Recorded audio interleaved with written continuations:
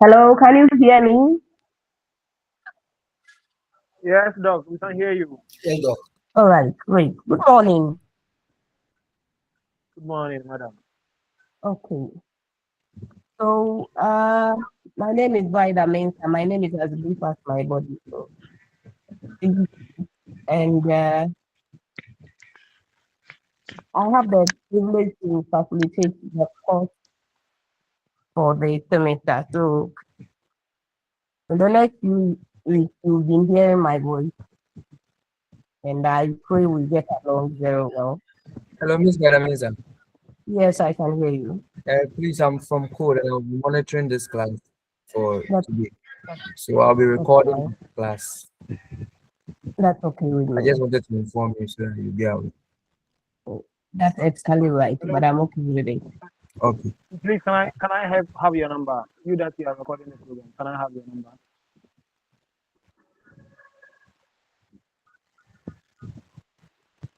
Okay, so are you ready? Can we move on?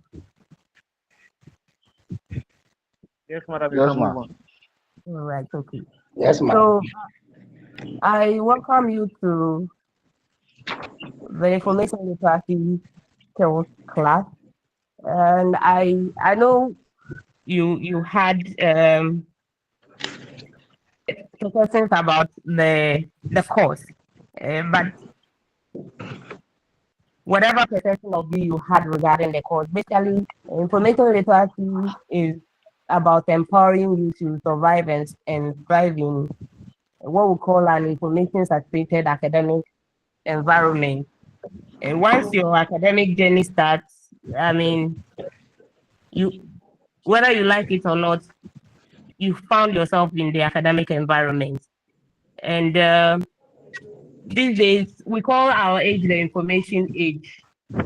Information is everywhere, but the question is, what do I need to do what? And so, in order not to be overwhelmed with all that is available to you, then there's a need for you to be equipped. And so the course is basically to help you survive in what we call the information saturated academic environment. And so I don't know the expectations you have, but the course outline by the end of the semester, I mean, as students, I'm expecting that you won't just be able to search for information, but then you will also understand what information is. You'll be able to evaluate information, you'll be able to use information confidently and ethically, ethically and alive Right. for me. Now, I want to encourage you that this is a paid learning phase. No pressure on you. Nobody is on you with a cane or whatever. Don't be intimidated. Don't be afraid. You are not expected to know everything. I don't know everything.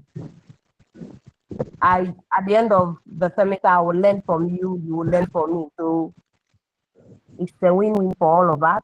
And so you are not expected to know everything. Questions are welcome. There's nothing like a stupid question. So if you don't understand anything, ask. If I have the answer, I'll tell you. If I don't have the answer, we'll all go and search for the answer. Mistakes are welcome. We are humans. We all make mistakes, right? And curiosity is welcome.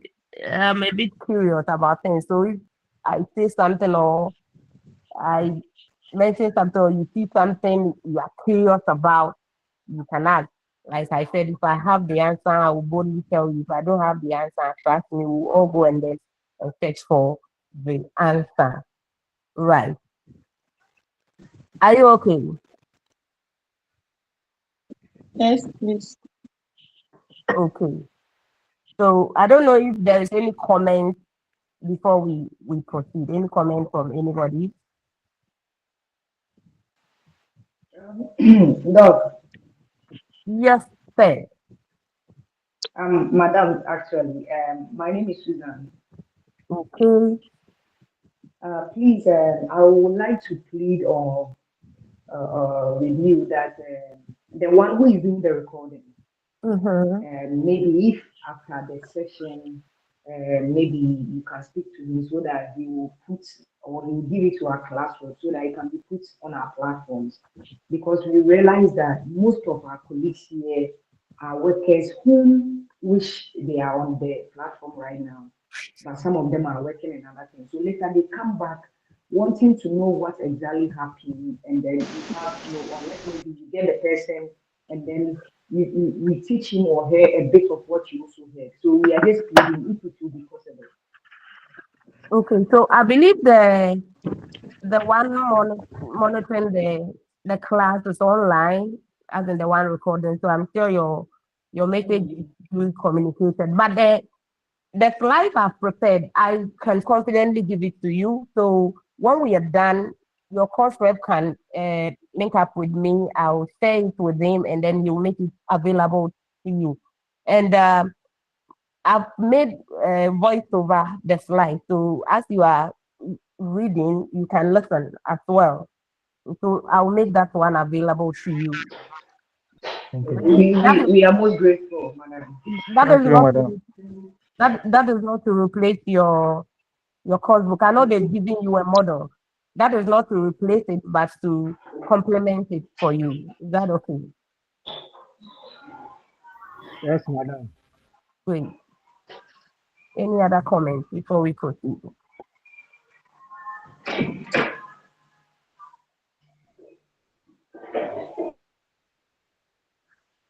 Wait, I think I can proceed. So, like I said, the course basically offers an opportunity to students to be what we call lifelong learning. Learning doesn't end in the classroom. Most, like you said, most of us are already uh, career people. We are working, and if even we are not in the mainstream career, um, I'm looking for a better way to replace it, but I hope you understand me. If you are even doing your own private stuff or you are even managing your home, that's something you are doing there. And you have to be learned to be able to manage that environment you find yourself. So information literacy skills is not a skill that you acquire and then it ends with your academic work. It goes beyond that.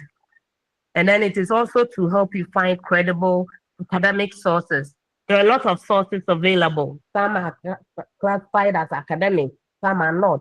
So this one will help you to be able to find credible academic sources in academia. Whatever discussion you are having, whether it pertains to assignment, quiz, and exams, a research work or whatever, they expect you to back that one or argue it within academic sources, scholarly sources. And so this courses will help you to be able to find credible academic sources confidently.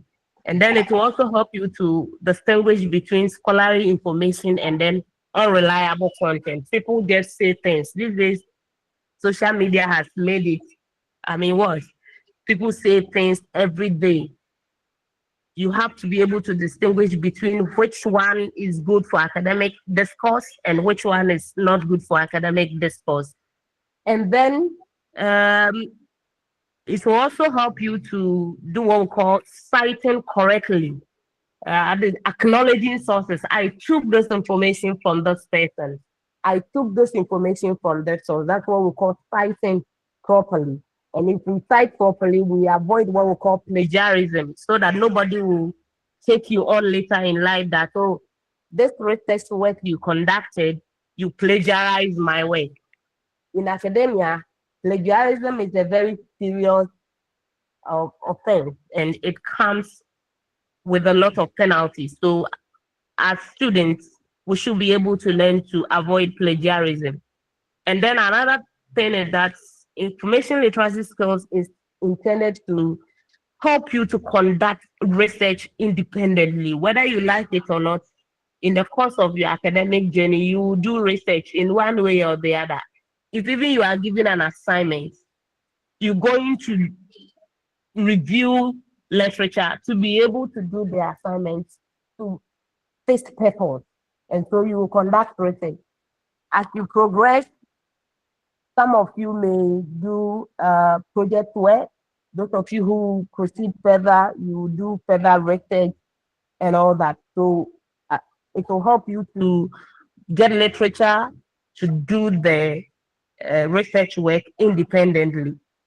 And so, in a nutshell, it is to empower you with the knowledge to recognize when you need information, how to retrieve the information, and then how to critically analyze, evaluate, and then make legal and ethical use of information.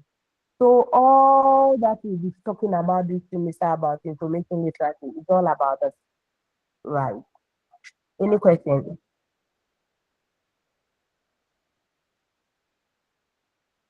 Okay. So what are some of the topics that will be covered? So we'll try to define what information literacy is all about. In my introduction, I know I have defined it in a way, but we will scholarly define it. And then we'll also get to know who an information literate person is. If we say somebody has the skill,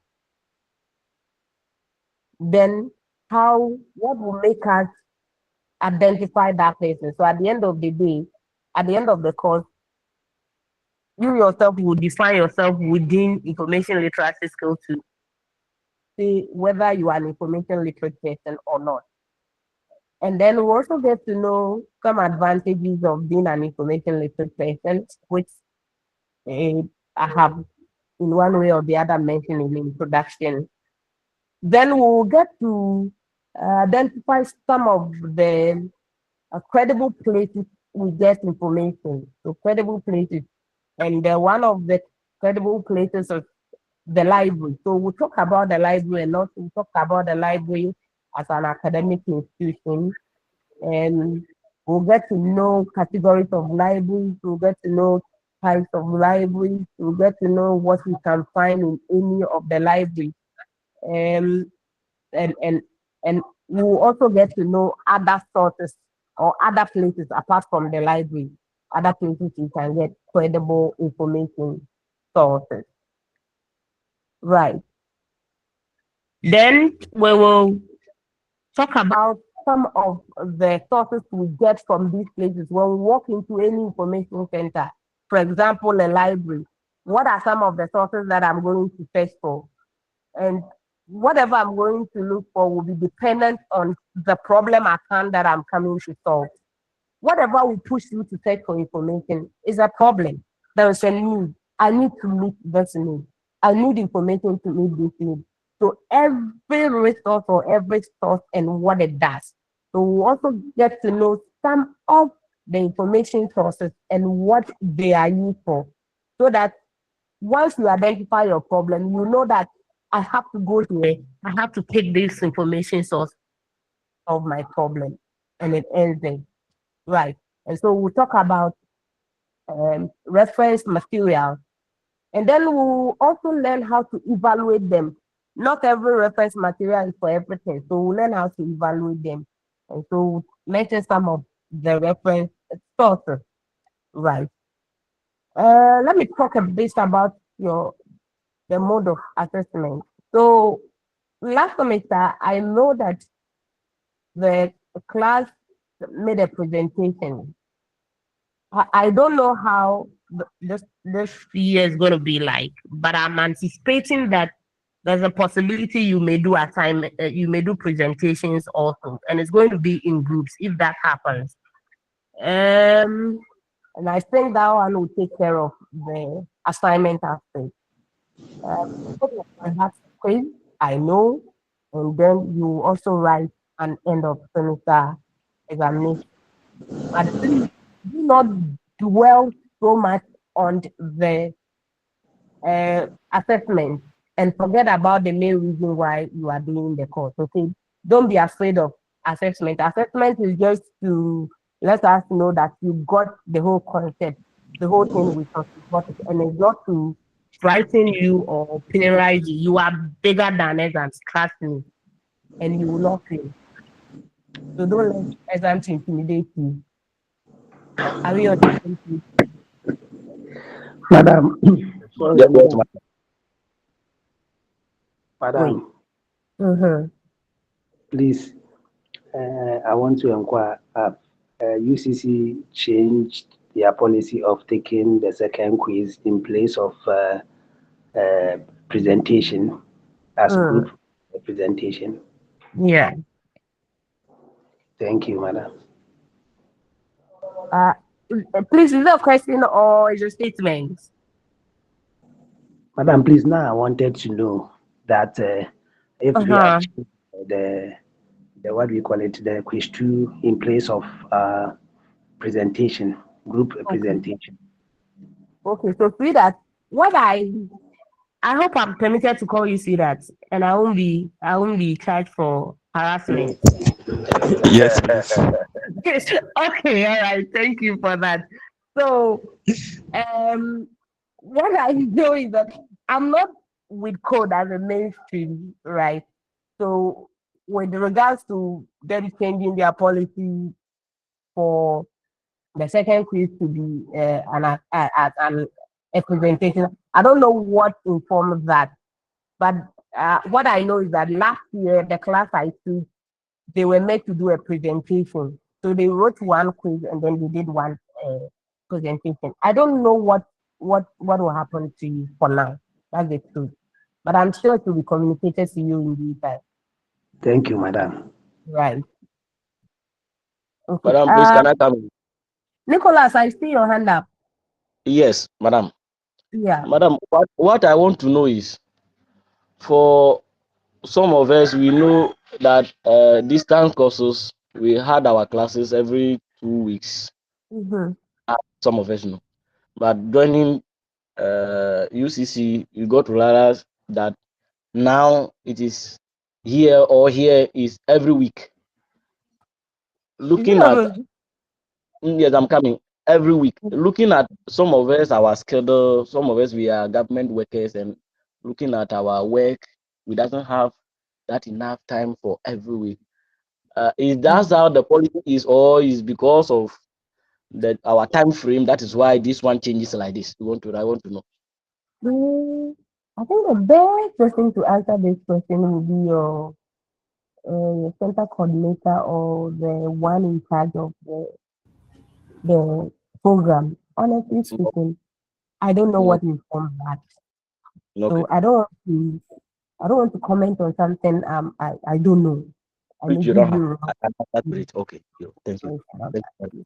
Yeah. Madam, as at now, some of us, our center coordinators, we don't know them. You will definitely know them. Trust me. You will definitely know them. You just began the semester, right? You will definitely know them. Yeah. You can continue, madam. All right. Thank you very much for your attention. Okay. So talked about this already. So let's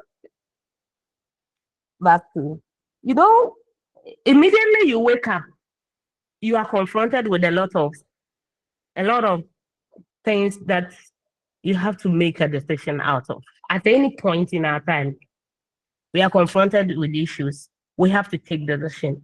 Now, your ability to make the right decision at any point in time, like I said, depend on how well you are informed.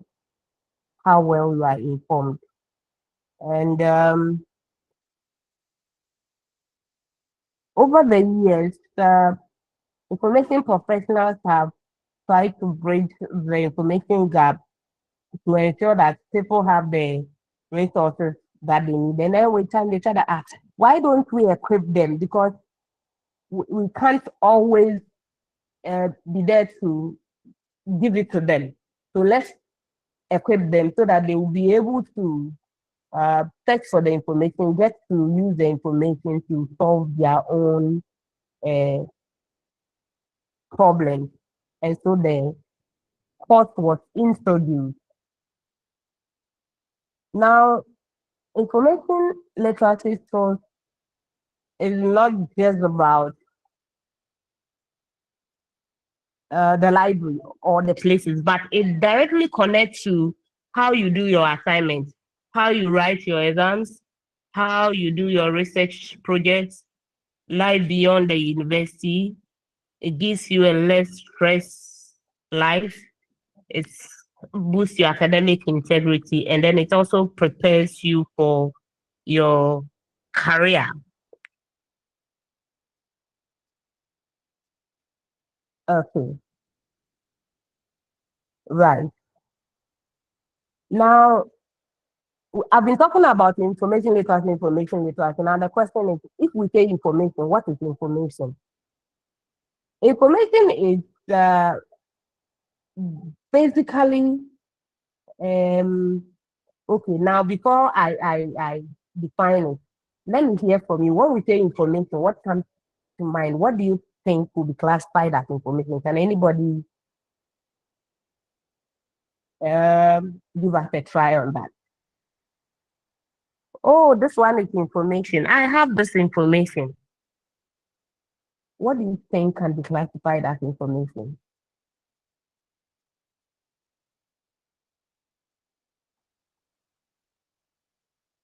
Yes, Nicholas. Madam, per my understanding, information is a set of words that prompt somebody or that draw attention to something. Okay, that's an interesting definition you have there. Okay, so Elizabeth, your hand is up.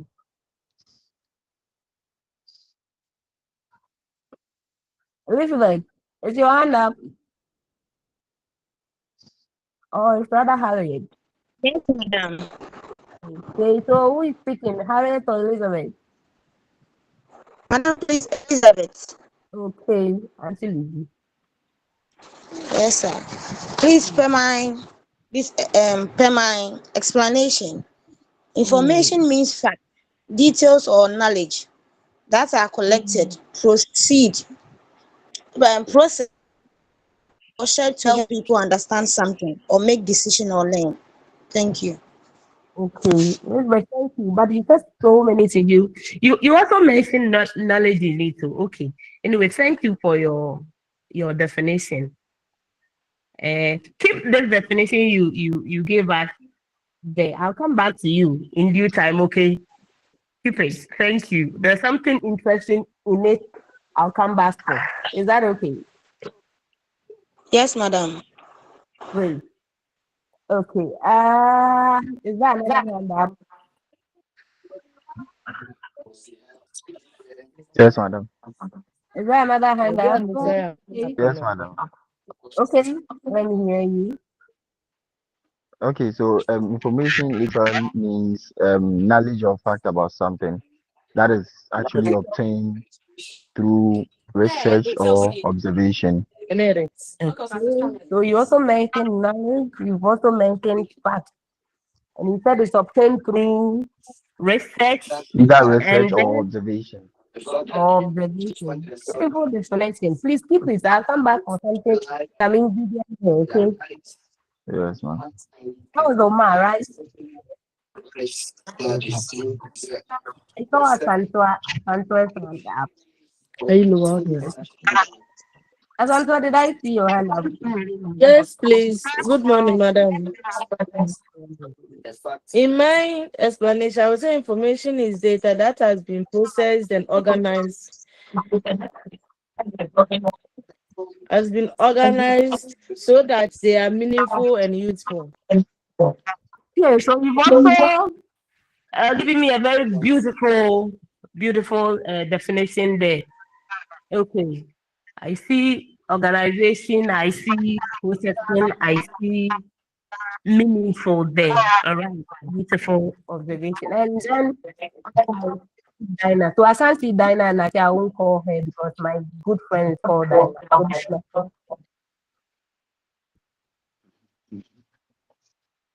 So, Did I madam, see Dinah?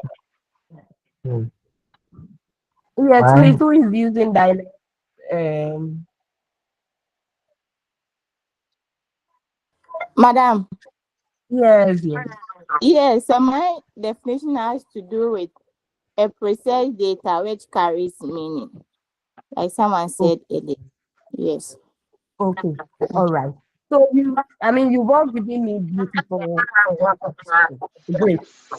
So in the various definitions that you gave me, I I heard fact there, I heard organized there, I heard the process there, I also heard knowledge there, I heard what else did I hear? Great. You are all not far from the truth. You are all not far from the truth. But the knowledge you mentioned, the fact you mentioned, the information you mentioned, these are three distinctive concepts, very related, but we can't say they are the same. Three distinctive concepts: information, facts, knowledge. They are like brothers, but we can't say they are the same. So let's get to see the difference between these. Now, the first one is fact. Okay. Now, when we say this is a fact, what do we mean? This is a fact. Anthony, is your hand up?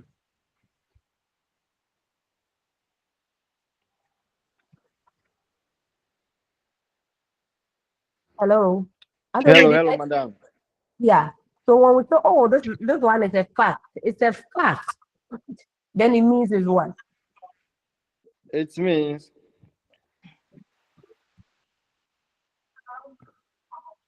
when they say something is a fact, is something that's true and can be proven or verified. Beautiful. It's the truth. It can be proven, it can be verified. But the fact that is the truth. The fact that it can be verified, the fact that it can be proven to make a point does not make it information. We are building on something. So let's proceed. Now we come to information. And so fact is the data, is the raw data that has not been touched. We haven't done anything to it. It's the truth, but we haven't done anything to it. And it's different from opinion. I hope we are together. And it's the foundation, is the foundation for information. So now let's try and define information. Information is simply data that has been processed. Now, before we can process the information, we have to organize it. The facts or the data, sometimes they are scattered, they are everywhere. Before we can get information from that, we need to process, we need to gather them, organize them together. So when somebody was defining information, the person said that organize data. Now, when we organize the data, it doesn't end there. Yes, we brought them together. So what? We brought white here, we brought yellow, we brought green, we brought white. They are all together. So what next? After we brought them, they have to go through some sort of processing. Now, why are we processing it? We are processing it so that we can make meaning out of it. So whatever can be classified as information is something that makes meaning to the recipient. If I give you the information and you are not able to make meaning from it, you can't call it information. Are we on the same page here? So I come to class and then I start writing on the board. 1, 2, 13, 14. Then you are sitting down, you are looking at me. A lot of things will be going through your mind. And a serious person will ask questions. What is this for? I come to class and I start writing on the board. AMA, ESI, ABA. In your mind, you may try to interpret it, but it still doesn't make meaning to you. So it makes it data. But when I come to class and I draw a table and I write names, then I write age, then I write 80, I write 14, I write ABBA, I write 28, I write Mansa, I write 42. What am I trying to communicate to you?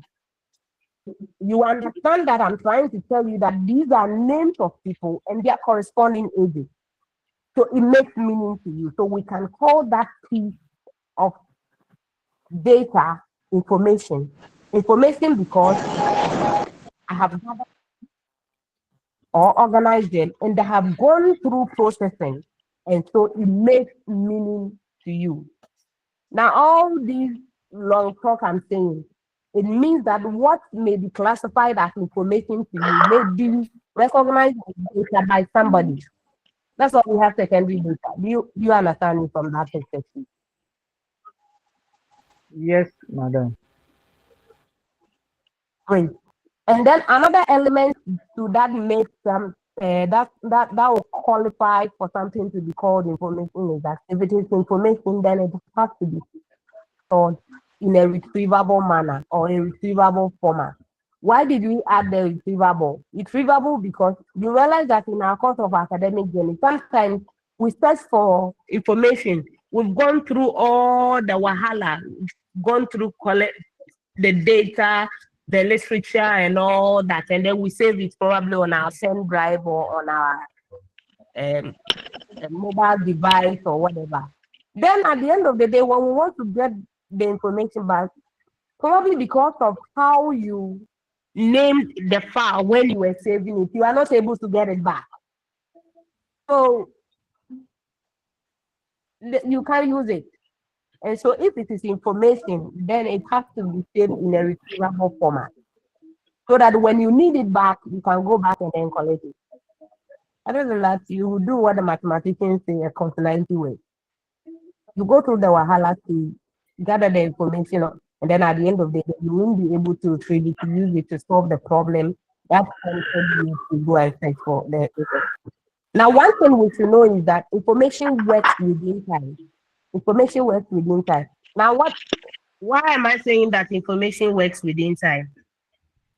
If I am very thirsty right now, and then let's say that my brand of water or the water I like is let's say Awake.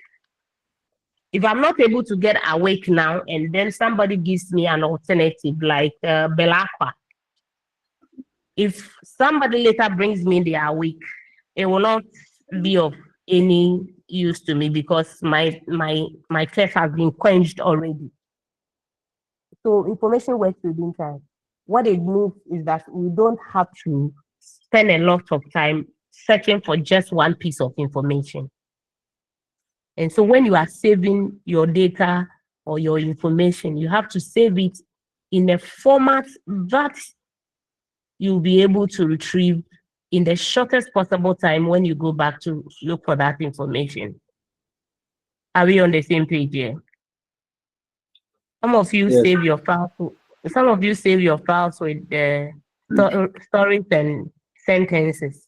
No, you have to learn to save files in ways you can memorize easily. Okay, so now that we know the difference between fact and information, now somebody also mentioned knowledge. Let me try and then explain the difference between knowledge and then information.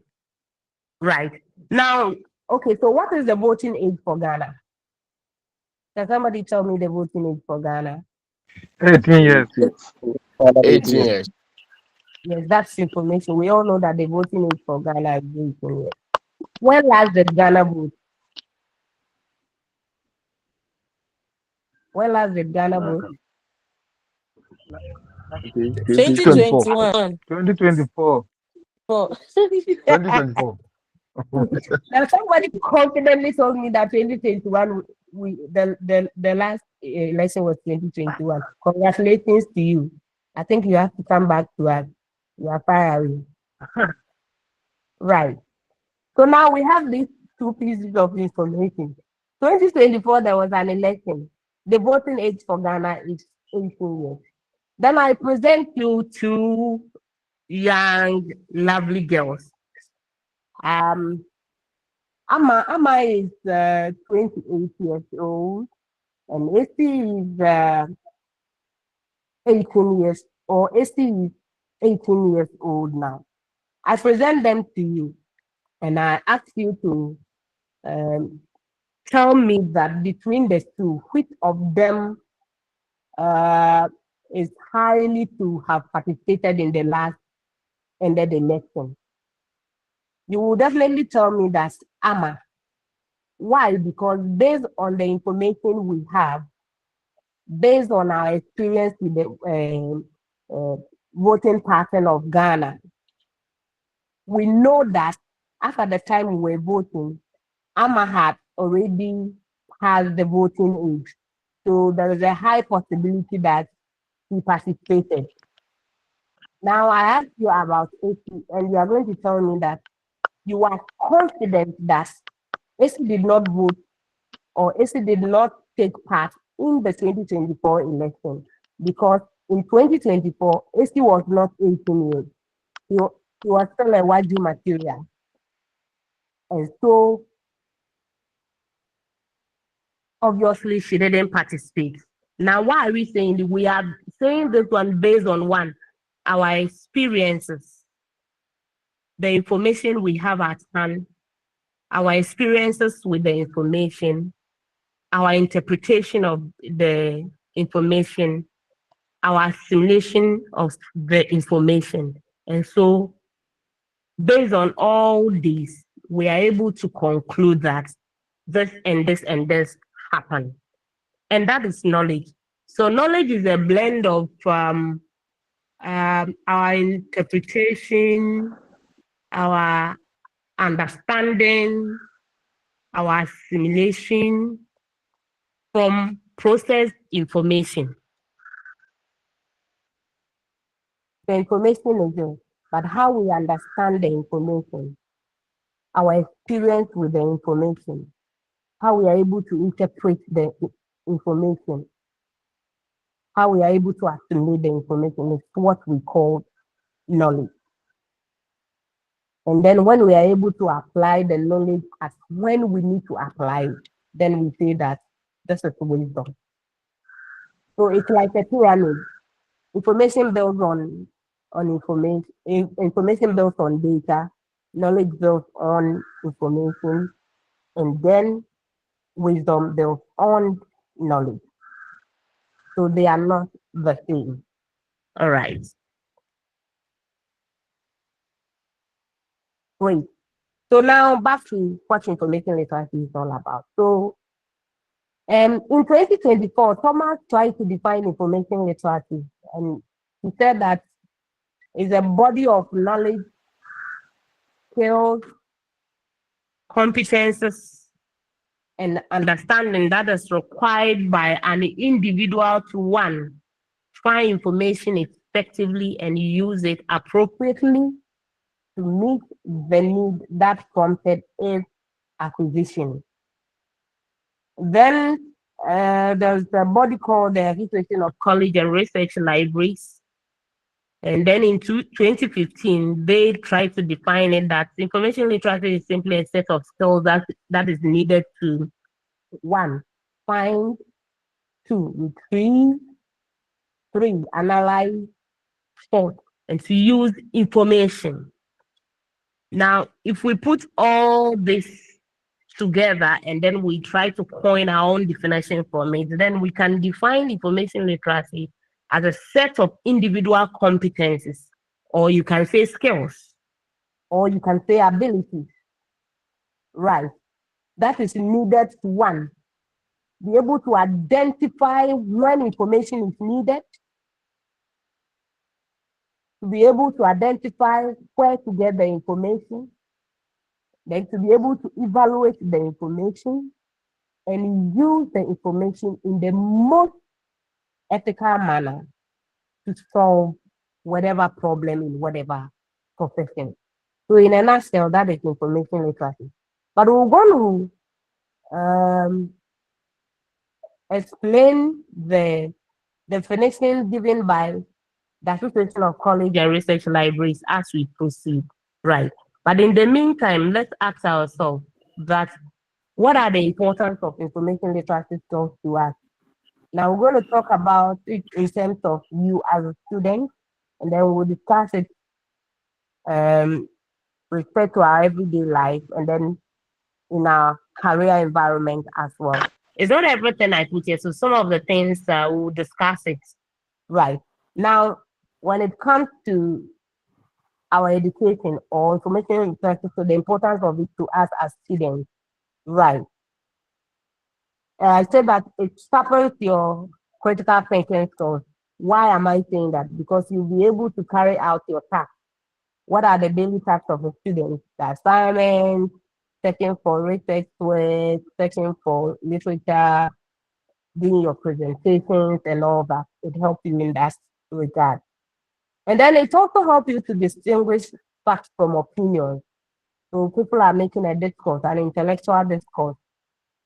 If you are informed, you'll be able to distinguish between facts and then people's opinions.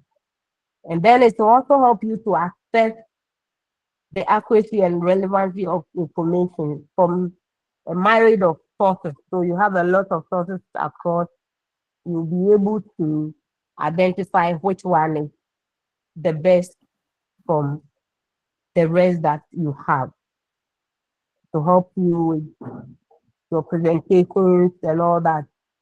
And if you have to do a presentation and then your target audience are children, it, you'll be able to know that children are probably drawn to colors and other things. So my slide, let me make it colorful so that it will catch their attention.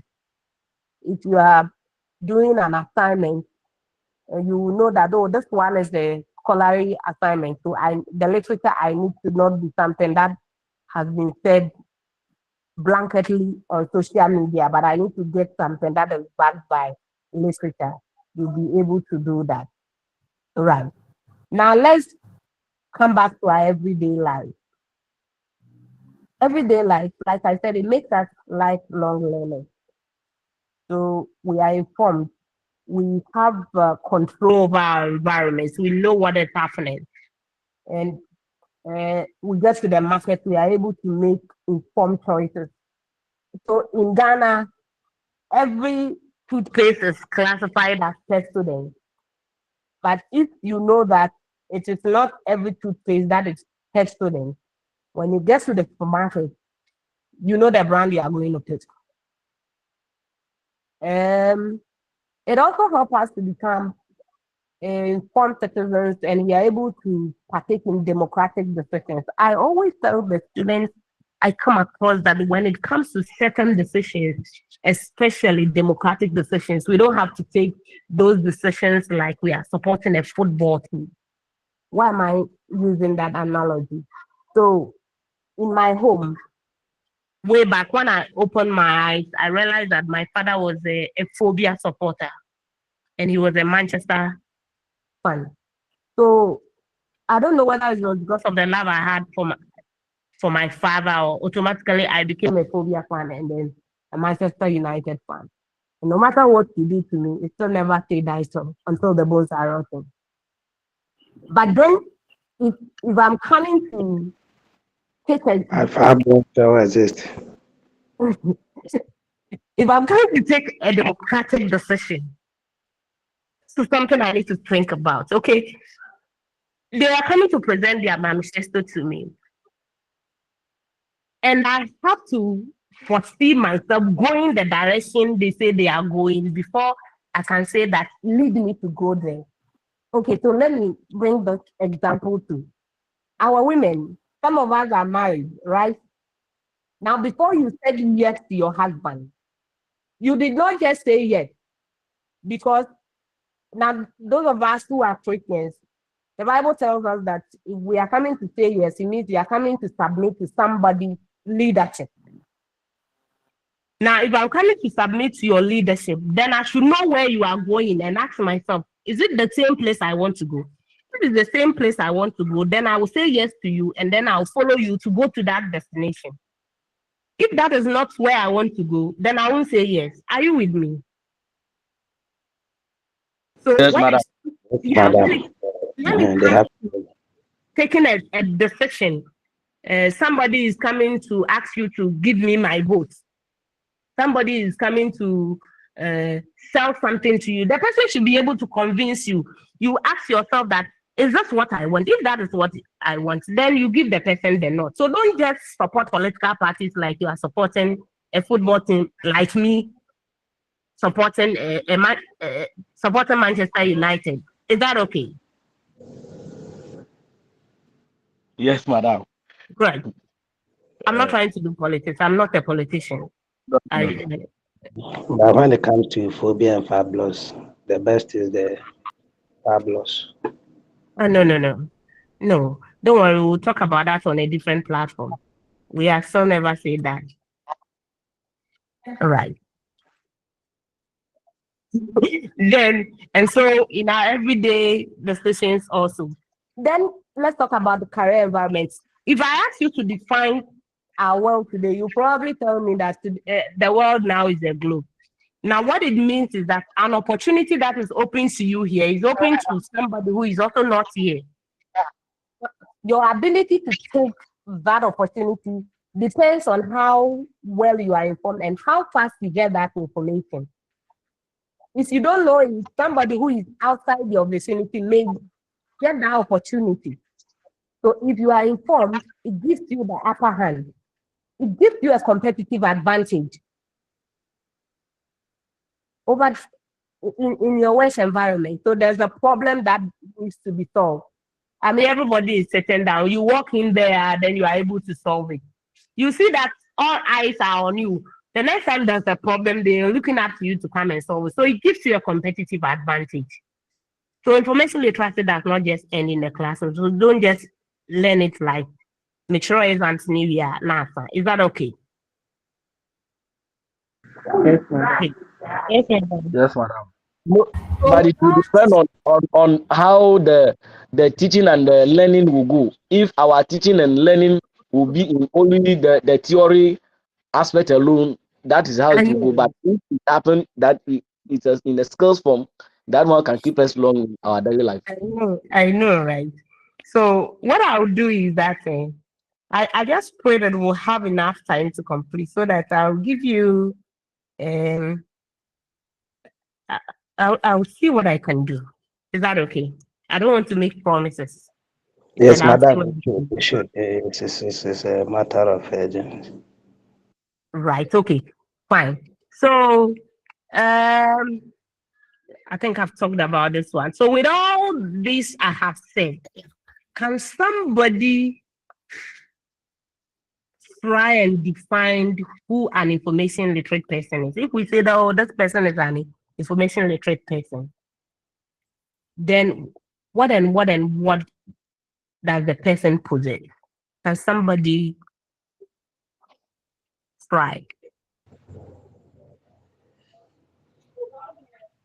Madam, Mhm. an information literate or literacy person is an individual Mhm. who knows the extent, the Mhm. limit, Mhm. and the exact information he or she is after. Mhm. And the person should be able to know how much it is. Mhm. Like that. What is it that he intends to get, I and like how best that. can he also secured it. Oh, I like that. Thank you. You are welcome. Thank you, Ose. I like that definition. It's heart suiting. Okay, so just if your hand is up, right? Let me see Yes, what you madam. right. Okay, so an information literate person, I can say it's someone who can identify the need for an information Mhm. and then locate and access relevant information. Mhm. Someone who can evaluate the credibility and reliability of sources and Mhm. also organize the synthesized information. Okay. Okay, so you have gone a step further, or you're bringing the research aspect into it. I like that definition too. Right, great. Anthony, your hand is up. Hello, madam. Yes.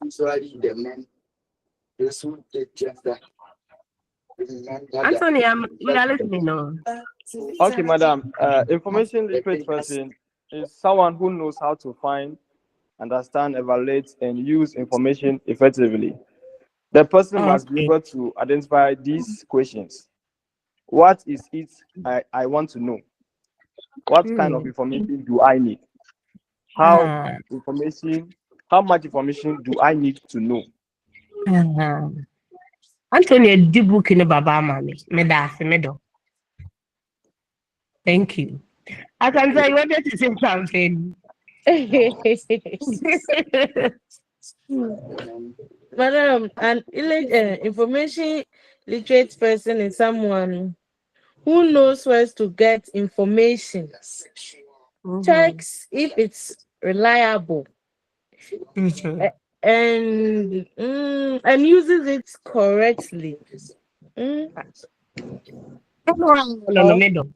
Beautiful. Anyone know? All be anyhow. Thanks for that.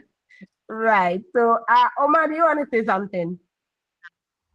Yes, madam. So, Okay. I'll add up.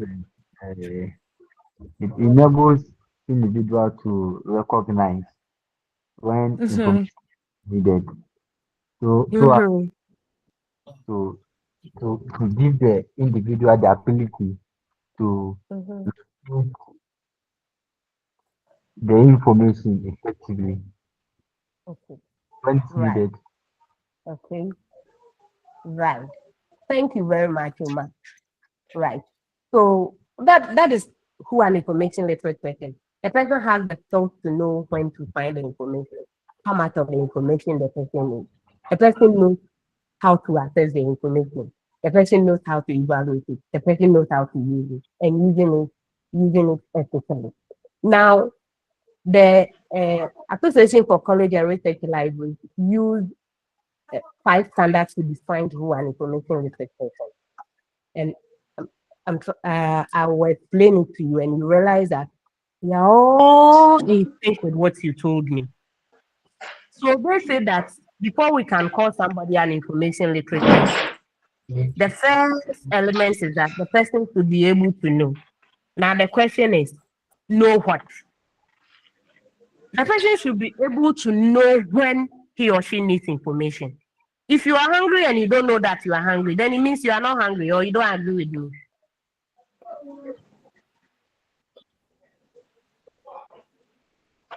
And so if you know that I need information, then it starts from there. Now let me throw this to the class. What will make us know that at this point in time in our academic journey, let's bring it to school, right? We are in school. What will make you know that at this point in time I need information? What are some of the information you need that will let you know that I need information? Does my question make sense to you? Yes, madam. Great. Madam, please come again. Okay, I'm saying that in our academic journey, what will make you realize or know that you need information? Madam, it has to do with the time we are approaching revision week. The time you are approaching revision week.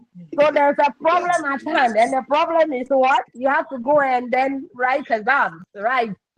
That is the problem. And so Madam, please, the question again. So the question is that in your academic journey, at what point or will you know that I need information? Is the question clear now? Yes, please.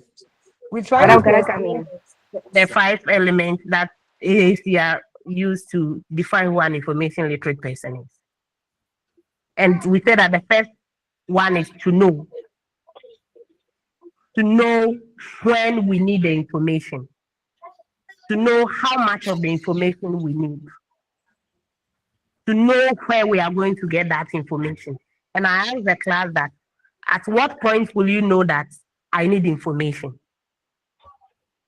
What are some of the scenarios that will let you know that, oh, at this point I need information?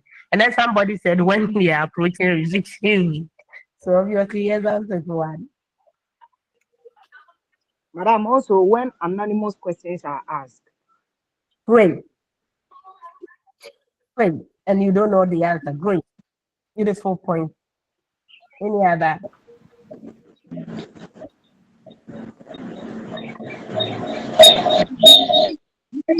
You are giving assignments. When you are giving assignment, right? So you see, so these scenarios that we are taking, you are mentioning, we call them the information need. That is the need that is prompting me to go and search for the information. So if there is no need, usually there is no need for the information. We don't even start searching for information. Right. So, madam, what Yes. about when you are for a job interview? Yes. Yes, when you're going for a job interview, you realize that you are running down here and there searching for information about the organization. Yes. That's a very beautiful and practical example he's giving me. Right. When you are making decisions. When you are making decisions, beautiful. And the decision can pertain to a lot of things. Whether you want to do this, work on this topic as your research work or work on this topic. Yes. Beautiful practical examples you are giving me. I like this class already. Right. According to ASTR, they say that the first standard is that person should be able to know. And what is the person supposed to know? The person is supposed to know when you need the information. So when you are hungry, you have to know that you are hungry. And then you also need to know how much of the information you need. How much of the information you need. I'm going for an interview. How much of an information do I need about the institution before I'll be able to go for the interview? So how much is also very important. Then you also need to know where you can get that information. So this information I'm looking for, should I ask a friend? Should I go to the library? Should I use the internet? Should I go to the department? So you have to know where to get the information to. And then the second element is that after you knowing all this, then you should be able to assess it. So when I get to the place that I need the information, how do I assess it? How do I frame my search queries? I'm using the internet. How do I put down the keywords in the search bar so that the right feedback will come for me? I've entered the library. How do I use quick access points so that I will get the right book I'm looking for?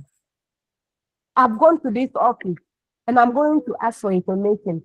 How do I know whom to ask these questions so that I'll get the right information? So how to assess it is very important. And then the third element is how to evaluate it. So I go to the library. I said I'm looking for books on information literacy. They're giving me 10 books. So that this is good for me, this one is not good for me. How do I know that I can rely on this one? So how to evaluate that one?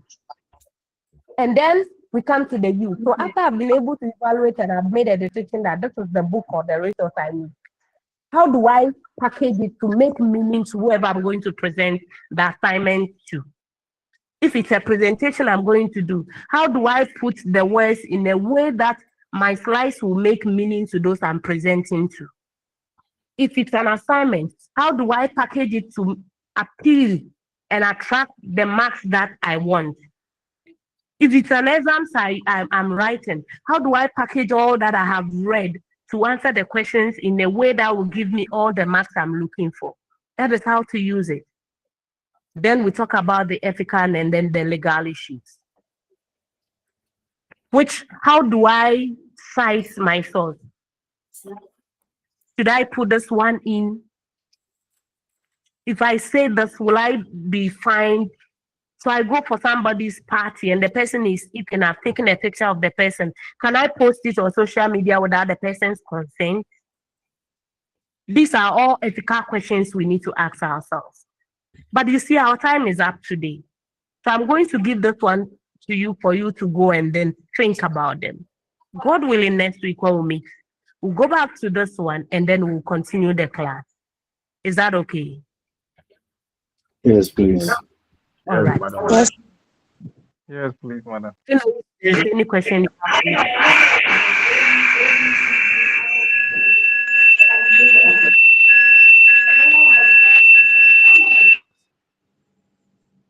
Any question for me? Yes, madam. Yeah. And please, can you go over the meaning of information literate person? And then Okay. you asked the question, when do a person needs information? I think I had only 3 points. So They add mentioned a lot. I heard only 3. What were you doing now? Okay. So I said that we can say that somebody is an information literate person when the person is what? The person has the skills or the competence to be able to know when information is needed and know the amount of information that is needed. And then the person is able to assess the information. The person is able to evaluate the information, and the person is able to use the information ethically. If somebody possesses these skills, then we know that the person is an information literate person. And we say that to know, when we know that we need information, it's when there is an information need.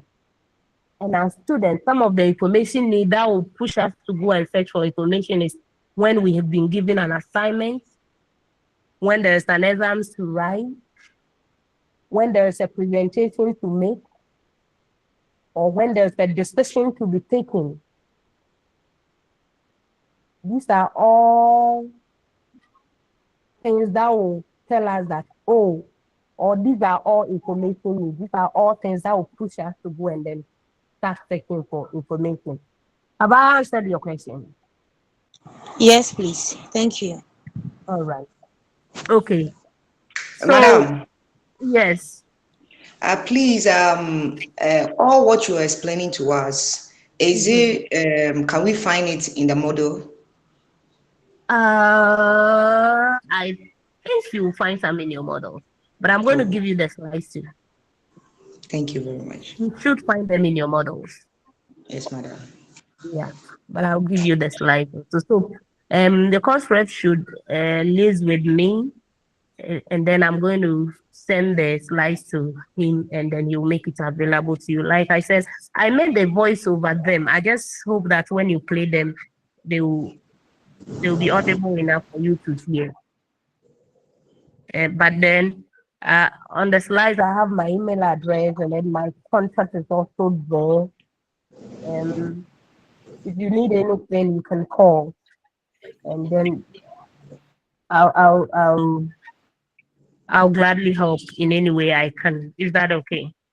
Madam, call on. If you call, I'll pick. If you send a mail, I'll On respond. the number, please. The number. Okay, so let me give you my MTN number. My MTN number is 024 88 132 132 75. 75. Yes, 75. And 024 what you have 88 on the screen is 132 my 75. WhatsApp line. What you have on the screen is my WhatsApp line. Okay, madam, this one is a very nice line. What's up? It's good. My goodness. All right. So Madam, please, is it possible that we get past questions? I won't make promises, but I'll try. Thank you. Thank you. I'll try and then link you up with the distance learning librarians. I'm sure you get past it. Madam Vedash. Okay. Okay, so I think we're gonna call it a day here, right? Am I free to go? Yeah. Yes, madam. You may go. Your Sunday Was and there? I beg. What is it that you beg there, sir? Come again. No, my colleague is saying he's begging. And I'm asking why is he begging me? Did you say he begs? He begs for. Yeah. Officer, come and remove your mouth. Okay. So we're gonna meet again next week, God willing. Do have a fruitful day. Yes, madam. Thank you. Thank you, madam. Thank Thank you. you. Thank you, madam. And Louis here. Louis, I want to So the next one is what? because I'm next. What is next? Because the timetable they gave us last we complained about it that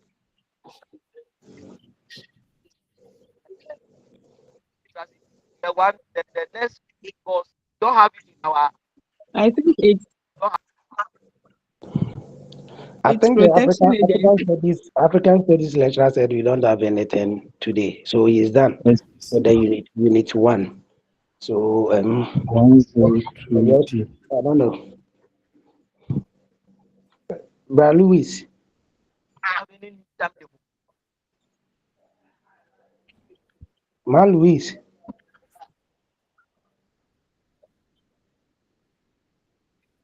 Louis, you there?